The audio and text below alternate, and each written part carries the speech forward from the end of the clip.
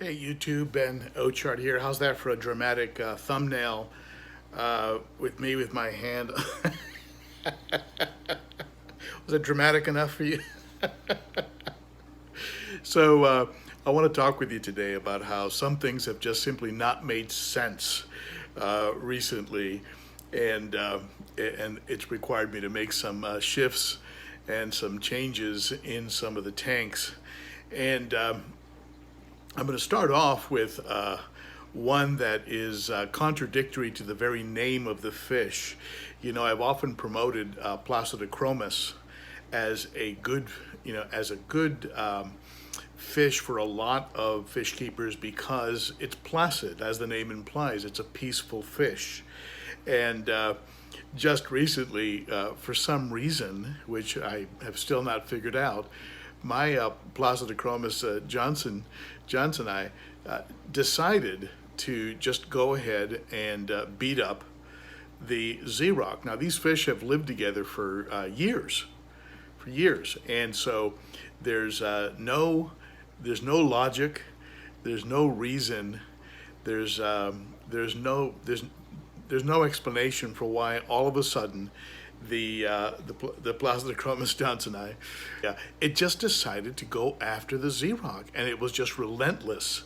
And it would chase him, and the Z-Rock would try and hide, and it would go to where he was hiding, and then it would the Z-Rock would go under the power head, and it would go, the Johnstonian would follow it under the power head and go after it.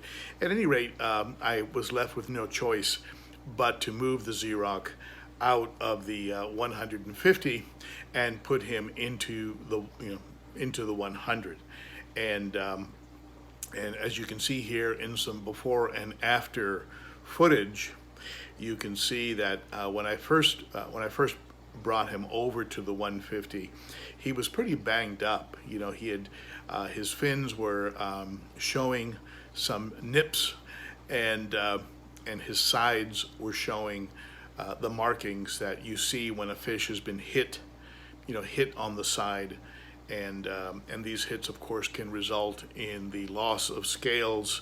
You don't want to just let that go on and on. So I pulled the Z-Rock out, and I put him in the 100, and you can see here he has healed up very, very well, and is now doing fine. The other thing that hasn't made any sense to me at all, and if you have an explanation, will you please share it below, is that after I do a water change, and I know one of the theories is that after you do a water change, it emulates the rainy season in Lake Malawi, and apparently this triggers something in their in their brains, in their nervous system, that it's breeding season or something along those lines. That's a theory I've heard, that because of a temperature shift, or because of the water, the surface being broken up so much. I'm not sure exactly why, but something triggers, and all of a sudden my confirmed male Nimbochromis venusis will start to do a breeding dance with the Nimbochromis, the Fusco, and they will do this breeding dance as if they're going to breed, and in some cases even make motions like they're picking up eggs, and it's so as you can see, this has been a very confused situation going on behind this Old Testament, Mr. Yes. Mayor. Real wrath of God type stuff. Exactly. Fire and brimstone coming down from the skies. Rivers and seas boiling. 40 years of darkness, earthquakes, volcanoes. The dead rising from the grave. Human sacrifice, dogs and cats living together, mass hysteria. Enough! I get the point. for those younger younger fans of the channel, that's from a movie called Ghostbusters. If you haven't watched it, watch it. It's a classic, and it includes some of the old Saturday Night Live comedians back from the day when Saturday Night Live used to be funny. At any rate, the other thing that's been going on that was a little bit hard to explain was that a fish that I've promoted on and have personally observed to be a wimp, the lemon jake. Every lemon jake I've had in the past has been very meek and fragile and always trying to stay out of the way. So I have this lemon jake in the 60 and in the 60 gallon, and I figured, okay, he'll do okay there.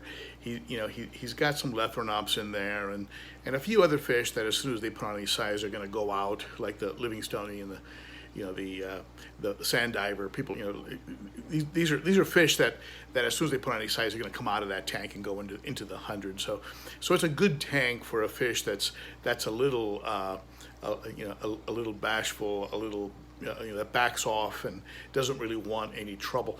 Well, guess what? So all of a sudden, out of the blue, the lemon jake starts to get aggressive and starts to chase around the Lethrinops. And not the red cap. I mean, he pretty much runs that tank and nobody messes with him. And he's not violent or aggressive, but he just sort of runs the show and stays fired up and colored up all the time. But the other Lethrinops, and I really like these Lethrinops. I really don't want any fish messing with them. And so I had no choice. It's like 10 p.m. at night. I really need to be asleep. I get up very early in the morning. But here I am chasing this lemon jake around the tank and catching him and netting him and moving him into the 100 because he was just too aggressive for the 60. Again, it made no sense to me because that fish has never, in all my experience with lemon jakes, ever been really an aggressive fish. So anyway, good for him.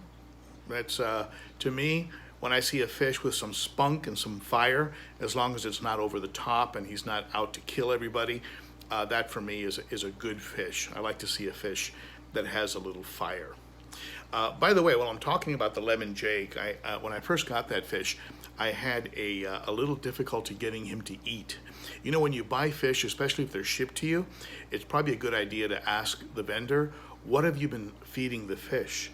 So that you can keep them on a similar diet as you transition them over to the kind of food that you would like to put them on. But really nothing was working that I was giving the lemon jake. And I ran into a similar problem with my new eye biter that's going to be going into the tank here behind me. I'll tell you, in both cases, the thing that handled it were these omega-1 frozen cubes that you see pictured here. I think one reason, because they contain some garlic, and they also have some very good ingredients. Both of those fish, after spitting out and rejecting, flakes and pellets and sinking and floating food and everything else, would eat those frozen cubes. So that's quite a testimonial. So at any rate, if you have any ideas or explanations about the craziness that's been going on and the different behaviors I've been seeing, certainly comment below. Let me know what you think. Also, hey, check this out. I now have a T-shirt. That means I'm officially a channel now because of course, if you don't have a T-shirt, you're not really a channel. And of course, that's nonsense. At some point, I'm going to make these available, and they'll probably be available maybe within a month or so, and they'll be listed like under the video, like as one of those Teespring things. I'll have a couple versions of it. One with this with this logo, and another one with the round logo that drops at the end. This particular shirt, as you can see by the writing on it, right here, it was designed originally for the admins, the people who helped me to manage the ben.o.cichlid Facebook page. So that was the original. It was like a Christmas present to those folks, and but we've started to do other other versions of the shirt, and you'll see those pretty soon. So before I end off, hey, 2018 was a great year for the channel and for the Facebook group and for Instagram. I want to just shout out to a few folks real quick.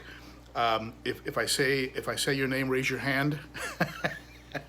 Hawaiian Peacock, I see you, buddy. Big D Smoke, half man, half cichlid. John, Joe T, Vinfish 46, Lito Loco for Fish, love that name. Just My Fish, Daniel Vendetti, Daniel over in Las Vegas. I'm coming to Vegas February 2nd. Corey Hecker with those big beautiful bass and other fish. Pauline 65, Mass Aquariums. Relly, R-E-L-Y, Relly Flores, Stay at Home Cichlid Mom, love that name. Jackie Moore, Cichlid Guru NYC, shout out. Ray Mack, Cichlids. Let's see here. Paul, the Inventory King. KG Cichlids, Kevin Green, buddy, helps me over at the channel. Denny's Aquatics, Dennis Riddell. Evan Alexander, IFG. Fish Dad 1, Chad H. Efren Cichlids, Martel. Hey, Martel, thanks for coming back to the channel, buddy. Adam C., love your fish, buddy. Psychedelic Babe. DWS Darius, Fish Tanks. Pongaroo. Hey, Richard Thru, I see you across the pond there, buddy. Cooper's Cichlids. Gurvinder Parmar, hope I said your name right. And of course, some of the original buddies that helped me out in the very beginning. Don't forget Zenzo Tazawa over at Tazawa Tanks, and John Hudson over at Tank Talk, who is back in the game along with his wife Lisa. Thank you all for your support of the channel. Thank you all for the help you've provided me along the way. Okay, so that's it for me. Be sure to comment, sub, put your comments below. I love reading them, and I believe other people like reading them too. So thank you for stopping by. That's it for me.